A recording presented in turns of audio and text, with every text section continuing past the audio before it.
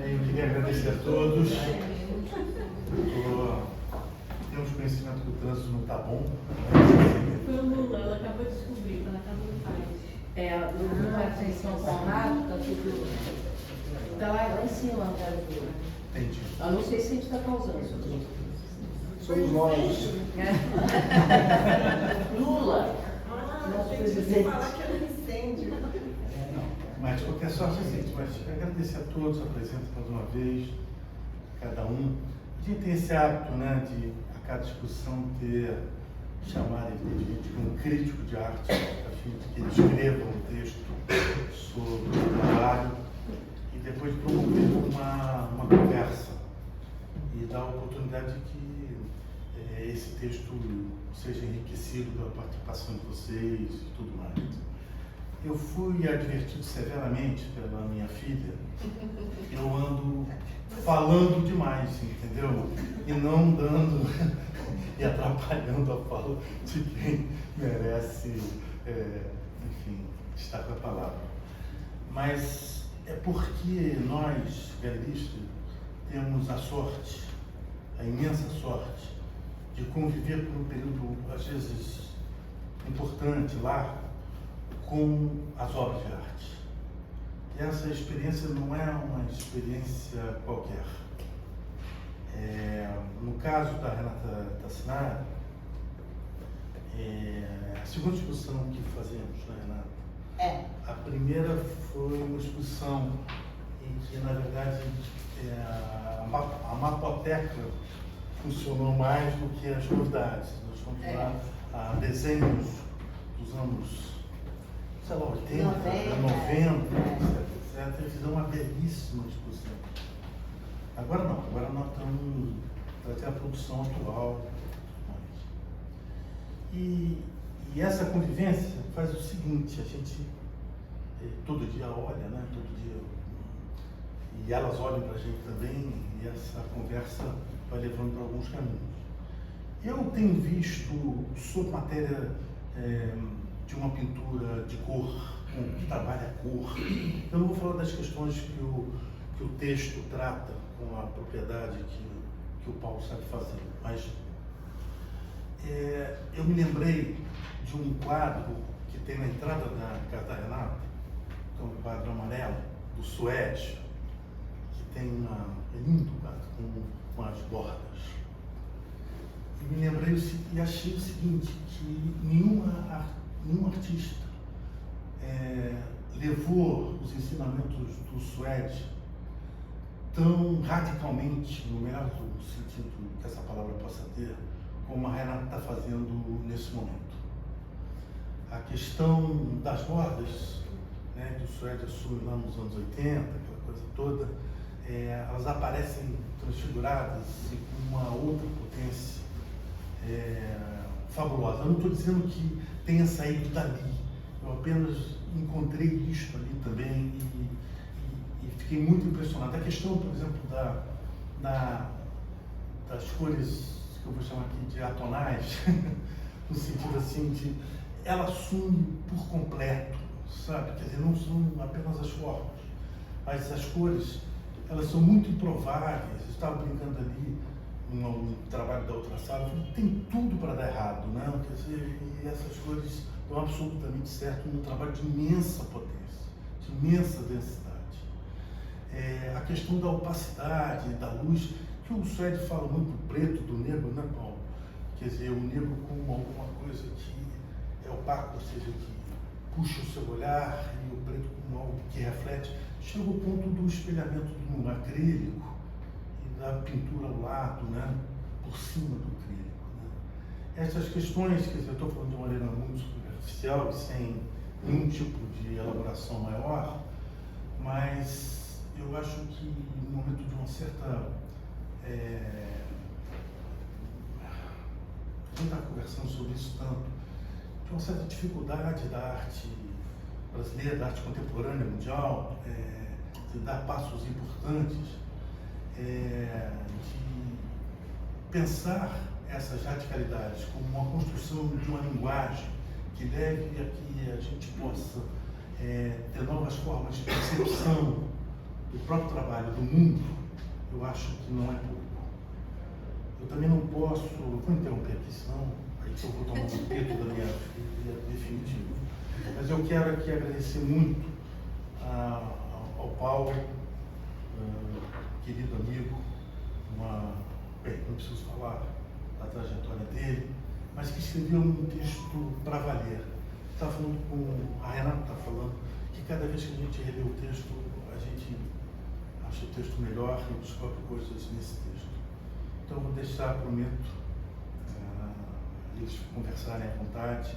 E mais uma vez agradecendo muito a você, Paulo, pelo seu texto, pelo cuidado com que você tratou as questões mais relevantes que eu não disse aqui, da pintura da Renata. E a você, Renata, o nosso imenso muito obrigado. Tá bom? Então é isso.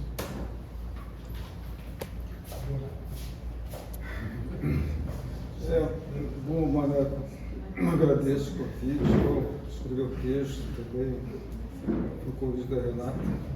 Eu já ia dizer que você não levou muito a sério a advertência da sua filha, mas você... eu vou correr o risco, talvez, de repetir coisas que eu já escrevi no texto, então quem já leu o texto pode perceber um pouco que o que eu vou falar já está no texto, mas talvez algumas ideias me surgiram aí quando eu vi esse convite aqui para essa conversa. Bom, esse título, né, Construções Planares, me surgiu. Bom, primeiro preciso dizer que eu fiz uma coisa temerária, né, que eu escrevi o texto sem ver os trabalhos. Então, isso agora talvez eu possa aqui me entender com a Naná a respeito de certas questões que eu posso ter falado. Nem sempre o artista coincide com o crítico, né? Mas enfim, eu já tinha escrito um texto sobre o seu trabalho aqui há uns 5 anos atrás, talvez um pouco mais. Então eu já tinha uma proximidade, com o trabalho. E então isso deu uma possibilidade de pensar a respeito do trabalho que está aqui na exposição, né? Que eu chamei de construções planares, porque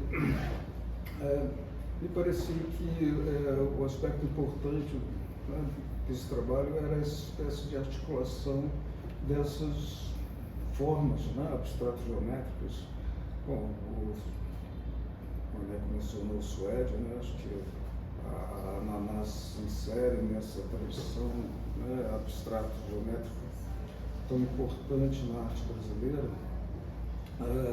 Então eu chamei de construção planar porque me pareceu essa articulação entre esses elementos, né, que são geométricos, quadrados, retângulos, né, e que são aproximados e articulados em situações que variáveis, dependendo do tipo de combinação que acho que vão surgindo aproximações. E então essas construções me pareciam que surgiam dessas articulações e também, bom, é fundamental a presença da cor. Então a cor aí participava como um elemento fundamental nessa estruturação. E eu acho que também o trabalho foi avançando, né, nessa desfiguração, desconstrução do quadro tradicional, né? Então, o Maneco já se referiu a essas bordas dos trabalhos do Suede, que eu acho que tem uma relação, porque isso não é próprio só da sua pintura, acho que vários artistas estão trabalhando nessa espécie de desconfiguração do quadro tradicional, do retângulo tradicional. Acho que eu não falei no texto, mas acho que tem uma aproximação com certos experimentos do Sérgio Sister, né, em São Paulo, que também tem uns trabalhos que são esses quadros que se formam apenas um ângulo reto, e a gente vê alguma coisa aqui nesse detalhe aqui na frente. Outra coisa que também eu acho que foi progredindo no trabalho é o uso desses materiais, né, que já apareciam anteriormente, né, que a pintura, chamando a pintura, né, da Naná, acho que às vezes dispensava ou dispensa o pintar, sabe? Ela já se apropria de né, certos materiais, né, que já têm uma cor própria, e essa cor é integrada dentro dessas construções onde há elementos que também são pintados, né? Então é uma pintura que transita, né, entre certos objetos cromáticos que já, eu diria, já quase prontos, né? Não sei se eu estou coincidindo com o seu pensamento, Naná, mas me parece que tem certas... Quase pronto, você quer dizer uma cor que já é uma cor muito definida, assim, é um vermelho definido. Eu acho que se trabalha as cores como, em determinado momento, como coisas. Então tem uma coisa que é uma cor, e essa cor já tem uma materialidade definida, né? Que você usa no texto como uma cor-imagem. Né? Uma cor-imagem, né? Que ela está ali assim, né? Então é só você pegar aquela cor. E... Eu acho que ela adquire isso no trabalho, né? O trabalho mostra isso, até, porque ela é uma cor que está aí, acho que às vezes, né? Está por aí, e no trabalho demonstra essa presença dessa cor. E então essa cor eu acho que é fundamental nessa construção. Daí eu ter citado no texto uma colagem do Matisse, uma colagem famosa do Matisse, que é o Caracol, uma das primeiras obras que eu vi, assim, ainda adolescente, e que, né, marcou, porque é uma colagem, então o que o Matisse fazia? Eu recortava aquele papel daquela cor que já estava pronta ali e colava. Ele fazia as coisas. Ele pintava, desculpe, ele pintava, Mas era como se como se aquilo já tivesse pronto, de uma certa maneira já estava, né? Porque a cor estava lá, ele só recortava a forma que ele queria. Então, eu achei que tinha alguma coisa assim também. E, bom, eu falei que também tinha um certo lado pop, né? Que eu acho que tem, sabe? E, apesar de ser tão abstrato, digamos assim, tem um lado pop, assim, do mundo meio pop, né? Eu acho que tem umas coisas, o Maneco falou dessas cores improváveis, eu acho que tem e não tem, mas tem cores que estão por aí, que eu acho que a gente vê por aí e que faz parte desse mundo contemporâneo, que eu acho que é um mundo...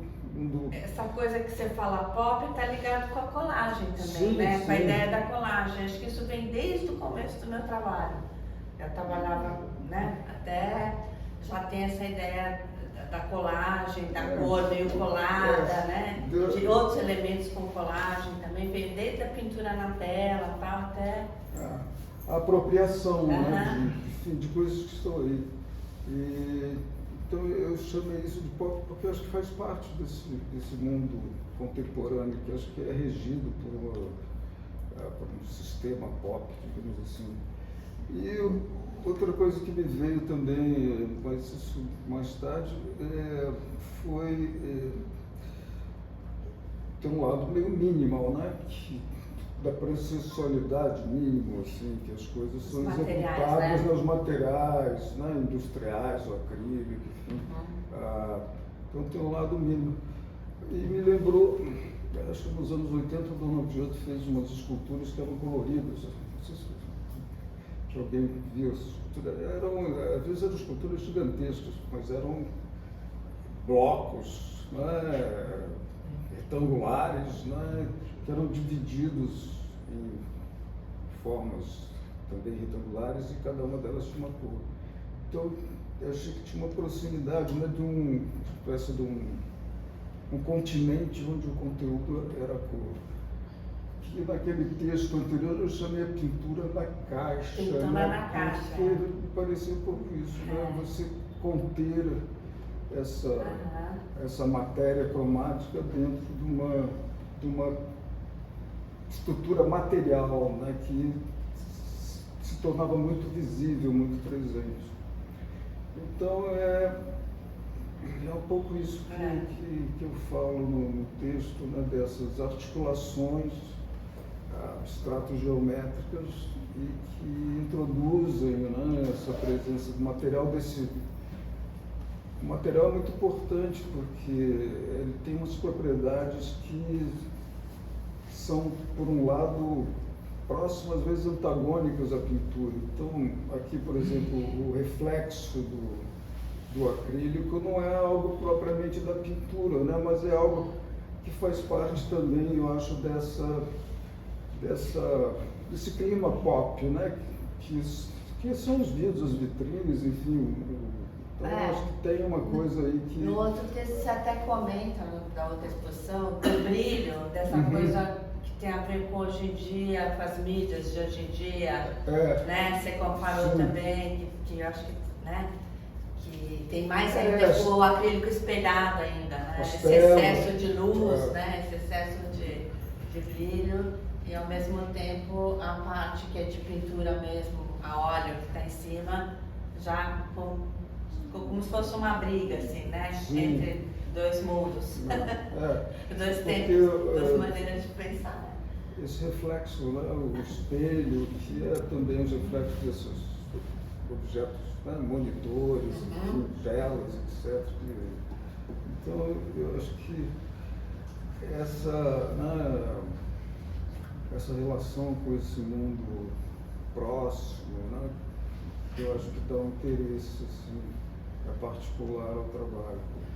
Essa desestruturação, né, que chega até um limite, né? Eu falo que é como se você visse a pintura através de uma fresta, né? Como se a pintura fosse tão alongada que ela quase perdesse uma espécie de campo de visão próprio, né? É como se você visse através de uma fresta.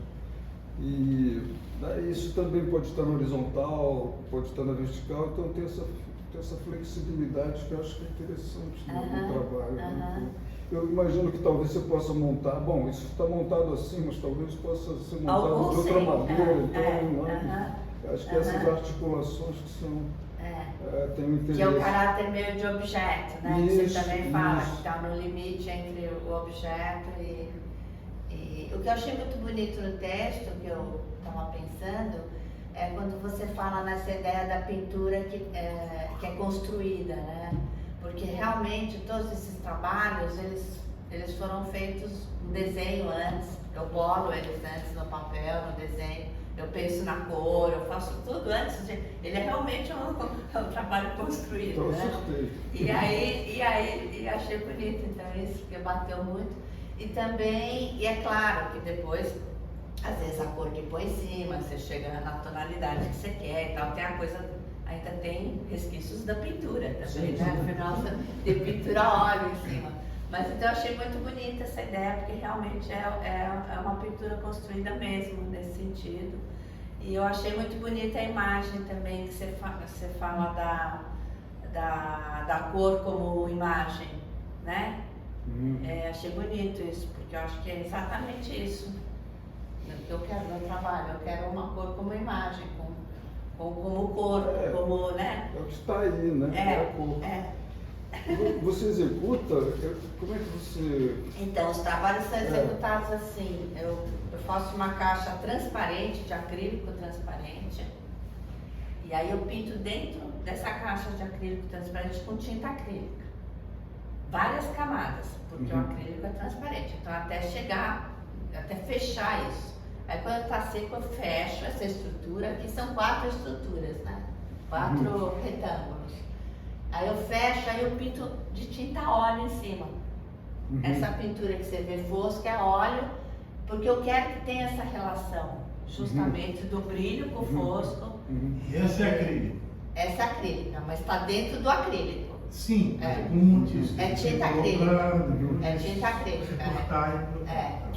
Agora é assim em tela. Não, não tem tela.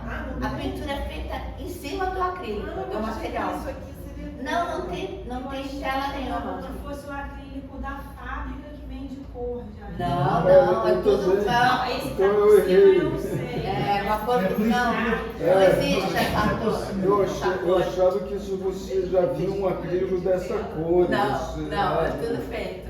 É tudo artesanal. Tudo Né? artesanal. Por isso que tem essas pequenas diferenças de tonalidade.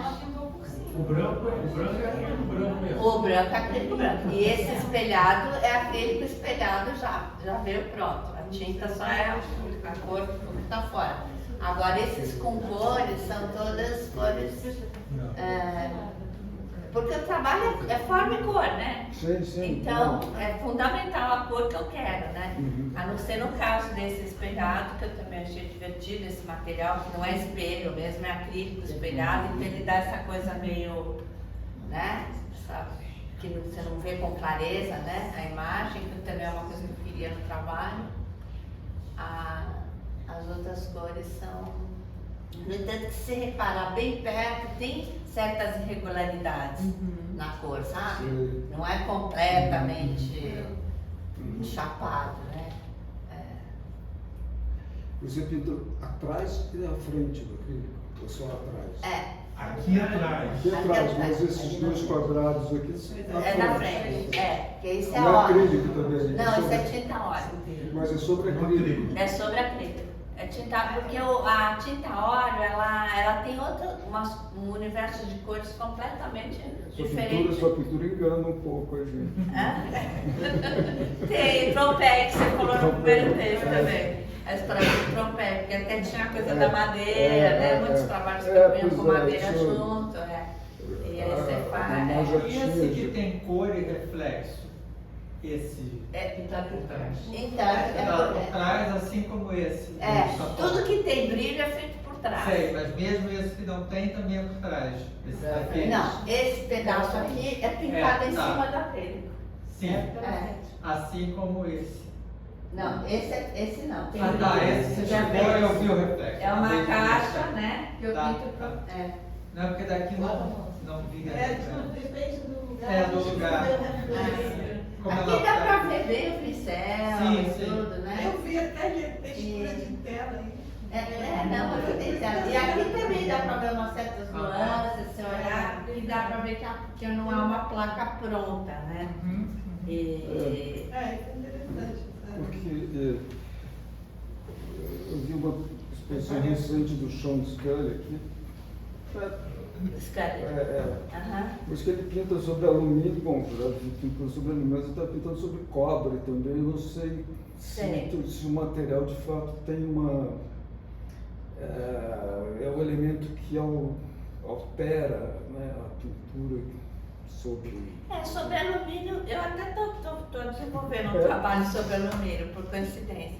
E eu até fiz umas peças no chão, assim, de alumínio, e aí pensei em fazer umas outras coisas. Mas nem é alumínio, é aquele ACM. Agora, é material muito presente, é que nem esse acrílico espelhado, é uma coisa, né, que não sei se funciona, se você gostou do trabalho do Chesca, ele deu certo, porque o trabalho dele não é com pinceladas, né, então pode... Sim. Legal. Porque eu acho que você faz questão que o material esteja presente. No caso dele, eu me surpreendi porque ele só usou aquilo, eu fiquei sem saber se aquilo era um material necessário para aquela pintura. Entendi. Você não tinha nem porque a cara dele, o acrílico é necessário para claro. Não é gratuito, né? É necessário, o material é necessário quando você usa madeira, é necessário que seja madeira, que seja acrílico, seja qual material for. No caso dele, é claro, ele tem uma estrutura também abstrata geométrica, também muito de retângulos, né, de longas. Até a pincelada gestual, né? Mas eu tenho essa pincelada gestual. Muito bem. Você tem algum método para a escolha das cores e a escolha da formatação dos blocos, de como é que você bota cada bloco? Que existem, são 4 blocos? 3 blocos? São 4. Na verdade, isso vai sendo desenvolvido no trabalho, sabe assim? eu vou pensando conforme eu vou trabalhando, sabe? Conforme, assim como quando você pinta uma tela, quando você, né? Eu já trabalhei muito com tela também, antes de trabalhar com esse material. Aquilo conversa com você, quando você está pintando, você fala, não, agora já está pronto, não, vou deixar aqui, vou pintar e tal. Nesse trabalho, é um trabalho mais mental, como eu estava falando, realmente é uma pintura construída mesmo. Então, eu vou pensando conforme, por exemplo, esse trabalho aqui que eu chamo de marola, eu comecei a desenvolver esses trabalhos que antigamente, eu tinha alguns trabalhos que eu chamava, até expus no passo aqui, que chamava lanternas, porque foi pensando num espaço específico. Eu ia fazer uma exposição na Tobiotaki e tinha uma parede redonda, meio arredondada, e eu não sabia o que colocar lá. Que trabalho, era uma exposição meio de trajetória, sabe? Tinham desde as primeiras telas que eu fiz, e aí eu queria como eu ocupar aquela parede. Aí eu pensei, como é meio oval, eu vou fazer uma coisa que tem a ver com luz. Aí pensei nesses trabalhos que eu chamo de lanternas, e um pouco nos vitrais de igreja, sabe? Então vai acontecendo, depende de como, do que você quer ocupar, sabe? Esse trabalho também foi uma coisa que eu quis ocupar um certo espaço. Eu tinha um certo espaço e como que eu vou ocupar aquilo? De que maneira? E aí vai surgindo assim, uma ideia para um trabalho, uma ideia para outro, né? É um pouco, não sei se eu expliquei. Não, totalmente. É. Só queria fazer mais uma pergunta. Claro. Você considera que seu trabalho é um trabalho no campo da pintura ou da escultura? Porque a gente falou do minimalismo, e o minimalismo está no campo da escultura, né? Então eu queria saber... Eu chamo tudo isso de pintura. Eu chamo de pintura, mas os desenhos às vezes parece que é pintura também, e talvez isso não pareça tanto pintura, entendeu?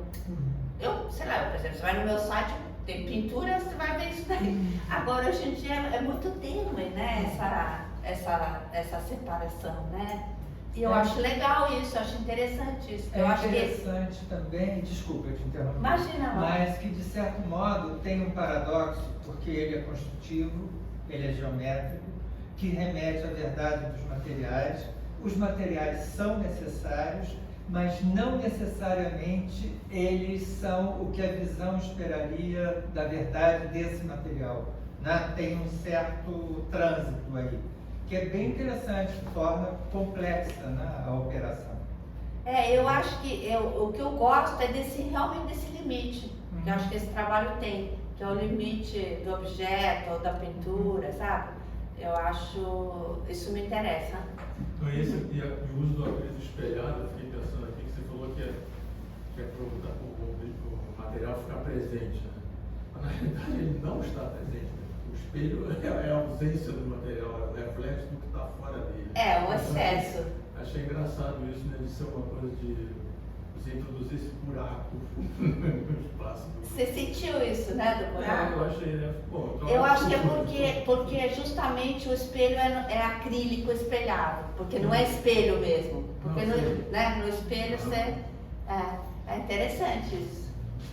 Acima de tudo, eu fico muito feliz, porque as questões que nos interessam, né, construtivas, continuam sendo pensadas, né?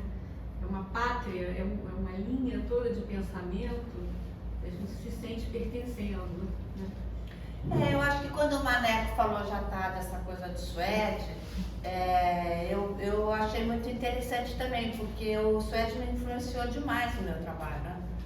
E eu achei totalmente pertinente o que ele falou, né? Porque foi uma... Eu ia falar dessas cores, porque são as cores muito... Bom, eu vi muito as cores maticianas, assim, né? A gente não vê um preto, não vê uma cor mais sombria, não vê essas cores mais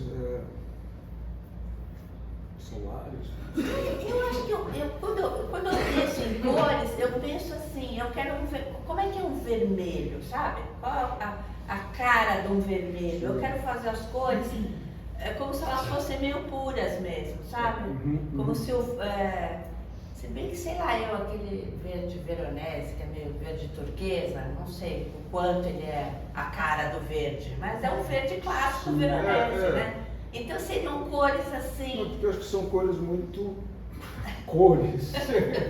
Desculpa, sem muita a mistura, redundância, né? redundância, mas Mas ela pinta a cor mesmo. porque Me lembra também cor do carvão. tem alguma coisa, tem alguma coisa assim.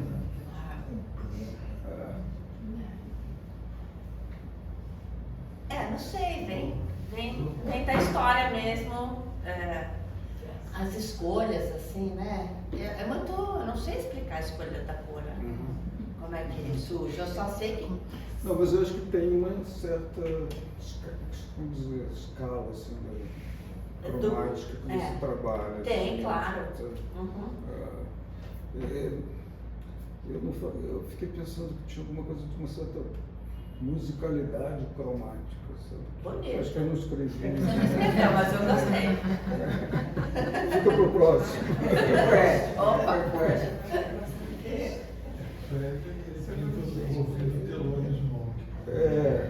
Não, o Freud dizia que você tinha que escutar o quadro, chegar assim.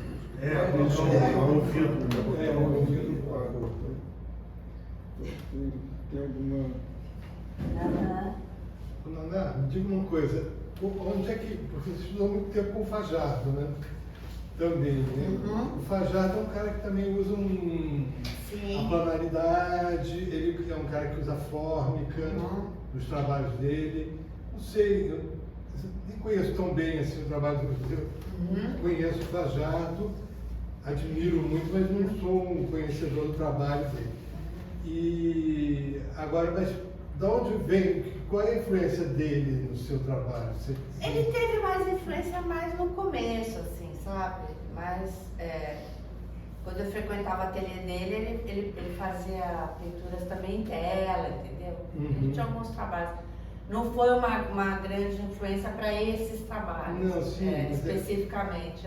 Esses trabalhos, sabe como é que surgiu essa ideia do acrílico? Surgiu porque eu não queria fazer uma pintura tradicional. Eu não queria fazer uma pintura, eu queria realmente que a pintura tivesse no seu limite. Entre a pintura e o objeto ou algo mais, entendeu? E o primeiro trabalho que eu fiz desse, eu tinha um desenho, realmente um desenho numa moldura de acrílico, e eu pintei um pedaço de preto. Foi o primeiro trabalho que eu fiz nesses acrílicos. Então, os primeiros trabalhos que eu fiz tinha papel, era aquela moldura tradicional de acrílico com papel, e eu pintava em cima dessa moldura com papel. Então eu já queria que o trabalho tivesse assim no limite da pintura, entendeu? Então foi aí que foi. Aí depois eu comecei a fazer esses trabalhos de pintar em cima dessa moldura com papel. Às vezes eu pegava o que o Paulo falou de pegar a madeira, eu pegava a madeira que tinha uma cor, uma madeira, por exemplo, preta, um ébano preto, ele punha um pedaço e entrava como cor. Era madeira preta, mas era cor. Então tinha o papel branco, com brilho, a cor pintada. São os primeiros trabalhos de 2004, 2005, e depois a madeira. Mas é tudo um pensamento de pintura, apesar de estar nesse limite. Uma discussão de cor, né? Agora realmente, eu acho que até o Fajardo tem muito assunto com o meu trabalho hoje em dia, mas depois eu perdi contato com ele, então não tem uma influência assim, direta, né? Eu acho que... Eu acho ele um grande pensador também, né? Agora eu não sei que ele fica muito no limite do objeto, mais para o objeto do que talvez para a pintura, hoje em dia, né?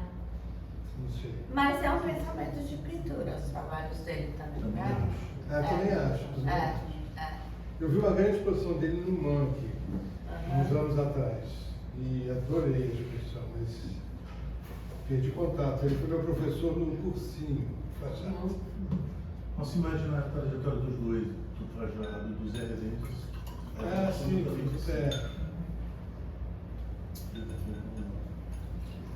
Tem mais uma pergunta. Será que você poderia falar pouquinho dos títulos, porque eu vi aqui que tem um título que é padaria, outro que é mata, os trabalhos que estão aqui no fundo. Ah, então, quando eu pintava em tela, era tudo sem título, os trabalhos, eram trabalhos. Mas aí quando eu comecei a fazer esses trabalhos, eu comecei a achar, eu comecei a gostar de dar nome, porque eu achei que é uma referência a mais, assim como um trabalho conceitual, né? Você vai lá e vê o nome, ele tem a ver com o trabalho. Eu comecei a achar divertido isso, eu achei que acrescentava, entendeu? Esse, por exemplo, padaria, vem de uma série que eu já fiz outras padarias, porque eu desenvolvi um trabalho para uma exposição e o lugar da exposição era um lugar que tinha sido uma padaria, entendeu? Então, assim, é aleatório às vezes, né? Não tem esse marola, porque eu acho que tem esse jogo, né? Mas não tem uma coisa assim, sabe? É mais para acrescentar, mais uma coisa mais. Padaria é um nome bonito. Eu gosto de padaria. Agora, tem outros que aquele é quadrado de vermelho vazado, entendeu? Que aí é uma série que eu fiz. Eu acho justamente interessante esse paradoxo entre uma coisa que é geométrica, praticamente abstrata, né? Com um título figurativo, né? Que dá uma ideia figurativa pra gente, que remete a alguma coisa que existe no mundo que a gente pode ver. Eu acho. Eu acho interessante essa contradição, né? O que, Mané? Eu acho que é mais uma atenção que você acaba. Porque sem uma pretensão maior, mas eu acho que sim. Eu acho que é divertido. É divertido também, tem uma coisa pop. Os títulos, né, também trazem essa coisa pop. Alguns são pop, outros são. Mas eu ainda vejo alguma coisa, digamos, não sei se é a palavra, digamos, tradicional, que são as laterais, que são brancas. O que você acha disso? Tradicional, que sentido? É porque elas têm todas, mas é como se elas ainda emoldurassem, sabe? Como se elas delimitassem, que acho que às vezes é importante, pode ser, mas eu estava olhando agora e pensando, bom, aqui já não é o caso, né? Mas ali talvez mais. Sei. Paulo, é uma moldura irregular. É uma moldura quebrada, assim. Me parece mais. Eu não sei, eu gosto desse desenho que ela faz, sabe ali no vermelho. O branco que aparece, eu também gosto daquilo. Então, se não tivesse esse vermelho, se fosse. Não seria. Seria outra por exemplo, coisa. se fosse acrílico vermelho. Eu acho. Se fosse acrílico vermelho. Não, essa parede não fosse. Eu gosto dessa linha Eu branca. fiquei pensando também gosto, Ela entra também fazendo. Principalmente aquele, por exemplo, aquele trabalho que está lá, aquele verde, e que tem aquela linha branca, eu acho que faz parte do trabalho. Eu fiquei pensando na linha orgânica da Lígia Clark, sabe? Porque também, bom, agora eu já me dei outra ideia, como é que é? Superfícies moduladas da Lígia Clark. É como se você trabalhasse num sistema de superfícies moduladas, vamos chamar assim. Quer dizer, elas, aquilo tudo, aquela parede é uma foto linda, né? Ela sentada e atrás várias coisas moduladas, mas é como se você eventualmente juntasse, né? Essas superfícies. Mas isso não me incomoda, não. Tá bom. Mas acho que tem relações aí, porque como Tem um módulo, né? Na verdade, assim, né? Exato. Então, se você não delimita a caixa e funde, se você não tivesse a linha, ia fundir de cima e ia virar uma coisa inteira e não partes, né? Mas acho que o jogo é esse, um pouco juntar e separar também, né? Tem uma certa articulação. Então tem alguma coisa orgânica. Está tudo junto, mas. Palpitando. É isso. Esse tem uma coisa de dominó também, de seu nome. Você vai falar de Lego, vai falar de Lego. Na próxima obra você toma o Fala de nome, Lego. Fernando. Na próxima obra eu te mando você toma o nome. Eu acho que é uma coisa da grade cubista, né? Que você pode crescer para todos os lados. Então, o cuberno você pode crescer para cima, para os lados. Ele não tem impedimentos espaciais. Não tem dentro. Você pode, exatamente porque como tem o friso que entra no trabalho, ele pode crescer para cá, para lá. Infinitamente. Eu acho que dá uma ideia, eu falei do menor, que dá uma ideia que pode continuar, sabe? Se você colocar mais um módulo ali, mais outro. Não é uma questão de jogo. Tem uma escala também, acho que as coisas estão crescendo, né? Você já tinha feito coisas assim em uma escala? Não, estão crescendo. Crescendo. E ela não queria expor aqui porque ela não acreditava que dava. Eu jurei ela que dava todos os trabalhos aqui, ela não acreditou. Eu fiz o menorzinho, tá aí. Mas ela trouxe com reserva.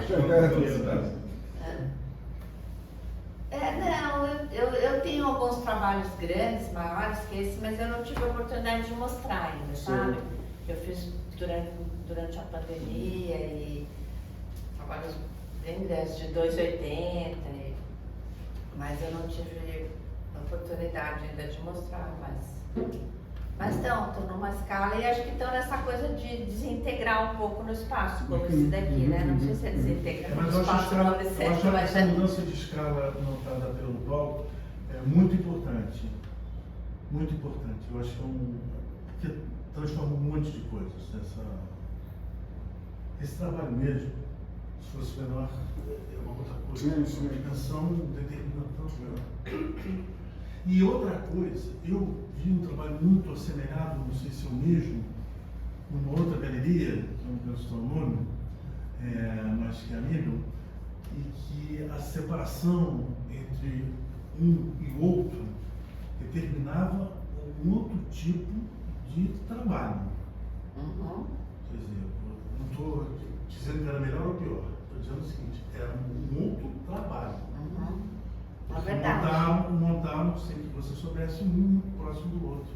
É verdade. Fica outra coisa. Sim.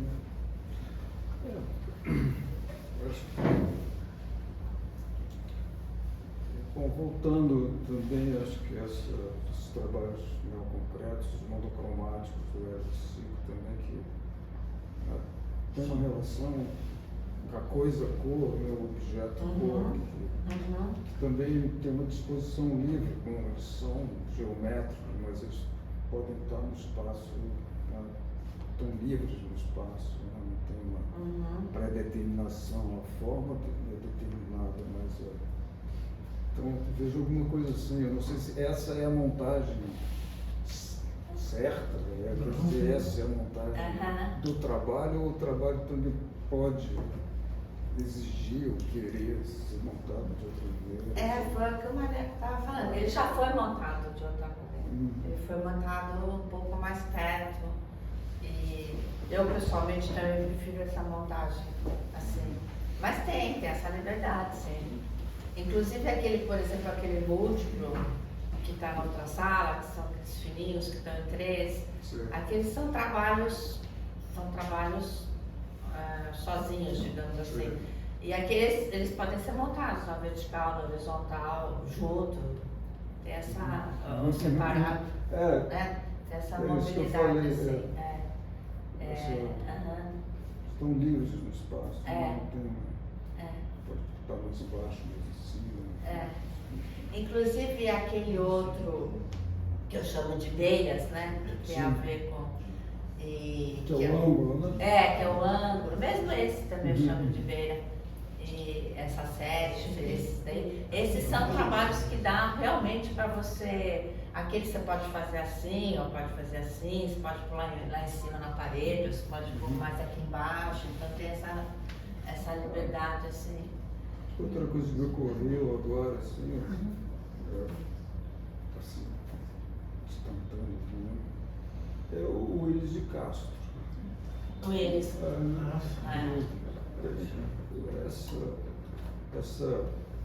Esse trompe-l'œil, né? Que usava nos... Então você fica uma certa incerteza.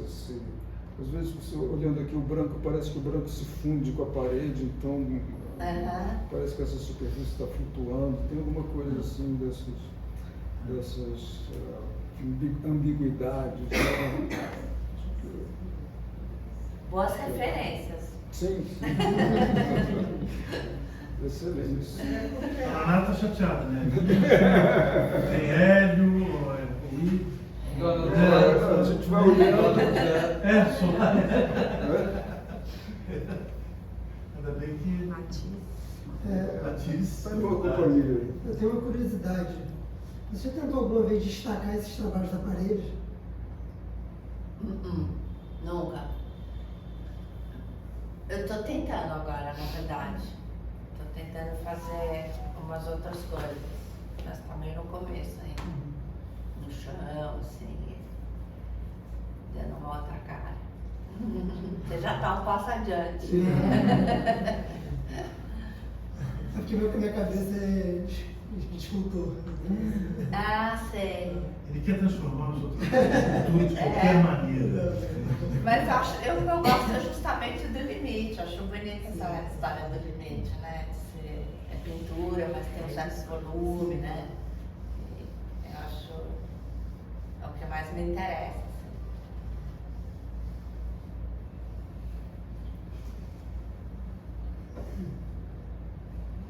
Talvez tenha sido isso que eu quisesse dizer no início sobre a radicalidade desses trabalhos aqui apresentados. É que você trabalha no limite imenso, né? E tem essa vontade, essa discussão, essa coragem. Eu acho que em muitos momentos nesse mundo da sociologia e da política, né, falta, sob o vista da construção de uma linguagem artística. Isso é que talvez tenha mais me impressionado. Eu peguei apenas o site como uma pequena referência no documentação que não tem nada a ver, porque acho que todas as suas ligações são muito mais pertinentes até, muitas vezes, do que a do Suede, mas de qualquer sorte, eu acho que essas ligações falam o tempo todo sobre a construção da linguagem e a nova forma de percepção que eles criaram do seu tempo e do seu modo. Parece latejando até os dias de agora.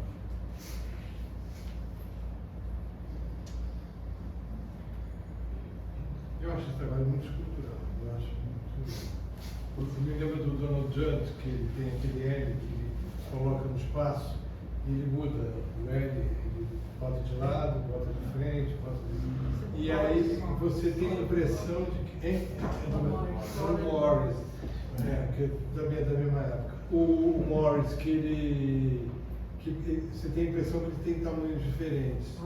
Então quando eu olho para esse aqui também eu fico na dúvida de qual é o tamanho deles.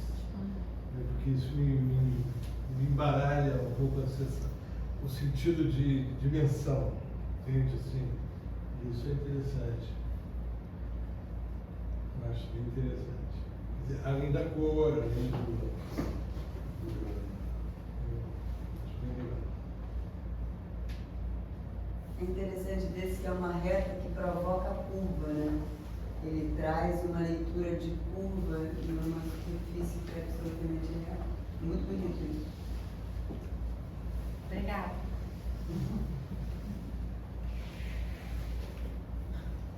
Bom, descobrimos linhagens, autopsiamos o trabalho. Mas ele é fascinante. Eu acho que, como a Paula falou, acho que parece que abstração geométrica é uma coisa limitada, né, que terminou e que não tem mais, né, o que pensar e o que desdobrar a partir dela, né, mas a gente começa a ver coisas que surgem a partir dela que não estavam pensadas, não estavam. Tem como. Então, são coisas. E acho que isso é parte da tradição nossa, que é inevitável, etc. Relações que a gente vai fazendo, porque é a nossa história, afinal. Então, né? tem que se referir mesmo, porque é isso. Enfim, de uma certa maneira determina uma produção.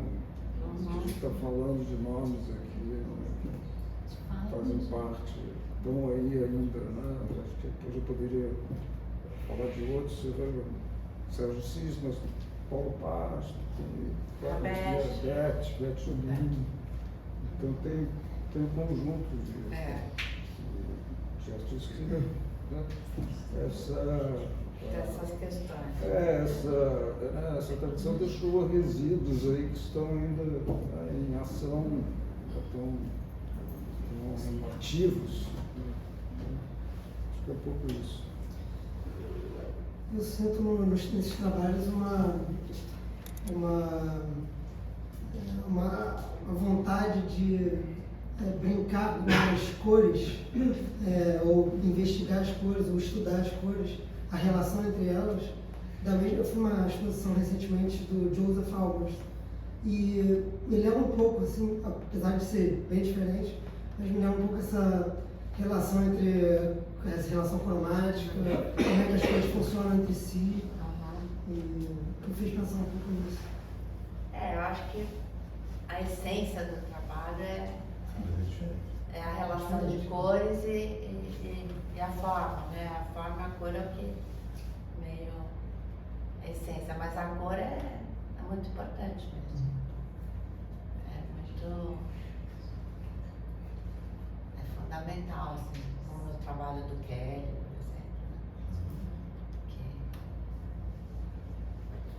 exemplo, que eu acho que eu tenho uma grande influência no meu trabalho, é ele, por exemplo, para quem eu olho muito, né? Quem? O Kelly, o Stuart Kelly. Eu acho que tem uma coisa que eu acho importante, que é essa discussão do suporte, né? Porque, desculpa, eu cheguei atrasada. Imagina. Já falou isso. Mas ela vem da caixa, né? Aí você pinta a caixa ao avesso, né? Ela pinta um acrílico ao avesso e a cor fica espelhada, né? Dentro da caixa. Aí você vem e pinta a óleo por cima dessa moldura, que é uma coisa assim, completamente ao contrário, né? Que seria o normal, seria fazer uma pintura a óleo e depois botar uma caixa de acrílico em cima, alguma coisa assim.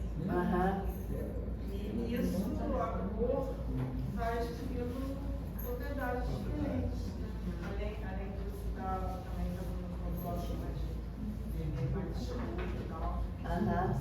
Mas eu acho que sempre tem essa coisa, né? Aí daí você fez dali um ganho, porque tem essas moduladas também.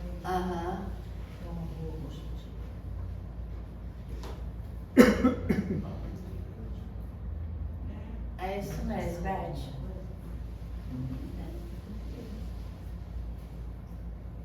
Alguém mais?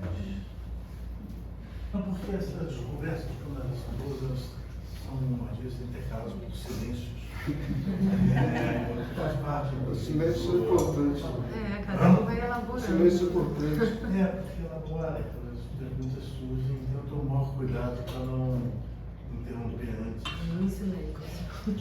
Mas eu acho que aqui já estamos, né, super contentes. Então, mais uma vez, eu tenho que ir para frente, senão a massa briga. Queria agradecer enormemente a vocês. Paulo, obrigadíssimo. Eu também, obrigada.